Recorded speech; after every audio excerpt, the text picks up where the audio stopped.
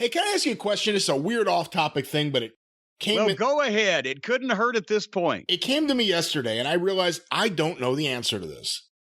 But I took a break from reading, and I went down a couple different wormholes of YouTube videos. One of them, I've gotten addicted to watching chiropractors on YouTube.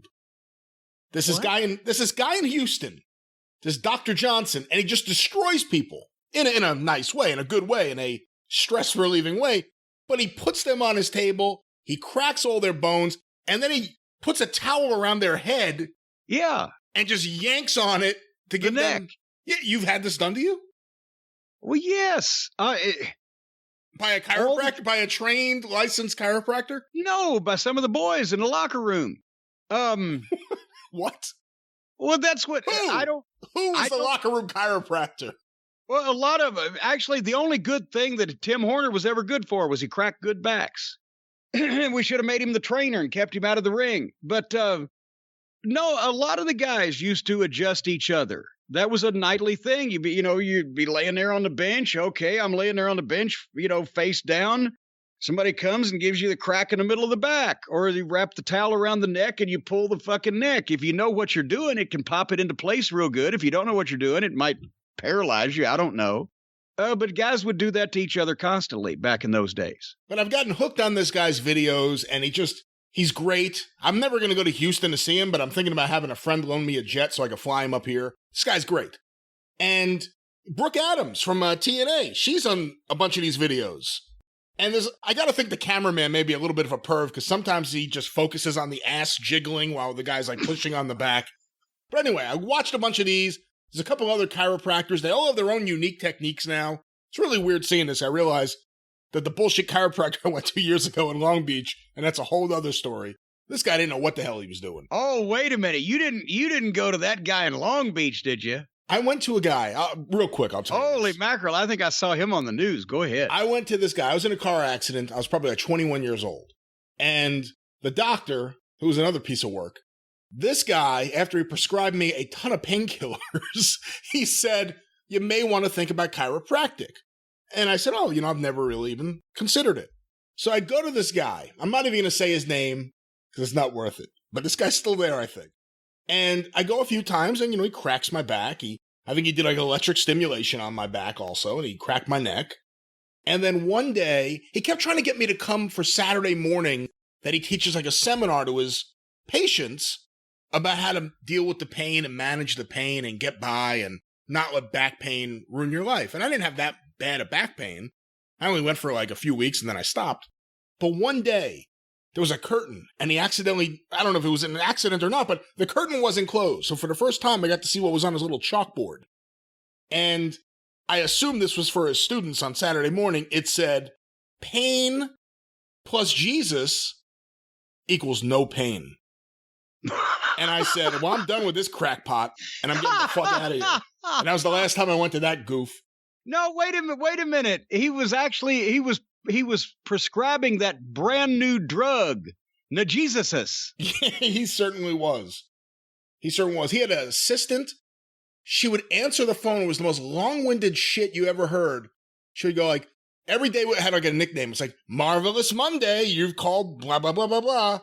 This is Candy speaking. How can I help you? Hey, Candy, let me know when it's Titty Tuesday. You would think she'd be a real nice person because she goes out of her way to name every day with some kind of nice nickname. And then she was the meanest bitch ever. But anyway, I've gone down the hole of these chiropractic videos. I'm hooked. I just want to experience all of these things, except for the one woman. She starts scraping their backs and they start bleeding. I don't know what the hell that is. What? Yeah, there's this woman.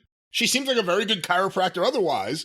And then she takes out like this fucking blade or whatever the fuck it is. It's like a dull blade. And she starts scraping the backs of the patients to get like the first layer of skin off. I don't know what that bleeding? does. And I mean, it's not like Abdullah the Butcher bleeding or anything, but blood starts coming out of the pores. I don't think that's appropriate or something that's supposed to be going on. I don't think skinning alive is part of a normal chiropractic regimen. There's another guy that whistles while he massages the patient. All of his patients seem to be women, by the way, but he like whistles while he's rubbing their backs. And now, like, the big thing, too, is they hook up microphones close to the patient because there are people who are hooked on the sound of it's not even bones, but I guess of the joints being cracked. I can hear mine just fine. Well, there are microphones, like, right on these people. The one guy in Houston that I love, Dr. Johnson, he calls his fans the crack addicts because they're hooked on the back cracking sounds. But anyway, I went down that hole. And then you need some type of hobby outside the wrestling podcast. Isn't the wrestling news keeping you busy that you're going down wormholes? I'm busy, but quack doctors. This is what happens on YouTube, and I don't know if they're quack doctors. Like I said, I want that guy. It goes with the ring dinger when he puts the thing around your neck and he pulls it. I kind of want that now. But anyway, the other one I went down are one of the big things now on YouTube are reaction videos, where people react to something they're experiencing for the first time. And the ones I got hooked on, and I was like, wow, this is fascinating, are people reacting to music videos, or more specifically, songs. You know, because it's not necessarily just the music video era. A lot of the videos I watched were like people reacting to the Righteous Brothers. You know, like they're like, oh my God, he's white? You know, they couldn't believe when they're watching this. And I saw a few reaction videos of Elvis doing Suspicious Minds. And this is where my question comes in. When exactly did Bill Dundee start wearing his jumpsuit? Well, I can tell you the answer to that question, Brian Last, because the first, it was an evolution. He had a 1977 pink set of jacket and pants that was sort of Elvis-like, but not really. And there was a lot of superstar in that. And then it morphed by the time 78 came around. He had gone full, because Lawler flirted with it. Because Lawler should have been the Elvis, the king. He had the hair, he had the glasses, but he didn't do the jumpsuits. But now Elvis died in August of 77, right? You are correct. So Dundee was doing that before Elvis died? It was starting to head that way. Because when he and George Barnes came in and they were heels, I think he had the same, like, this old purple, looked like velour jacket. They had heel jackets and warm-up jackets and shit. And then when he switched babyface, he wore T-shirts for a while. Not just a bad T-shirt, but like, you know, fucking super starred up T-shirt. And then some of the fans started making stuff for him. And then he started, but then by I would say 78, the jumpsuits were pretty much in full effect. Because that was what I was thinking. I was watching Elvis close to the end, because it got me going with some Elvis videos. And I'm thinking, was he ever sitting at home? We know he was watching wrestling. We know he was a fan. We know at various points he snuck into the Mid-South Coliseum to see things.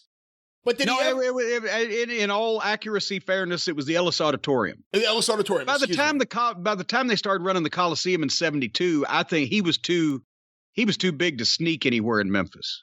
But my question was, did Elvis actually sit down on a Saturday morning, waking up from his Percodan stupor, and see a wrestler in a jumpsuit? That was what I was thinking. Did he ever see Dundee in his jumpsuit? Like, what the hell is this? That was my big thought.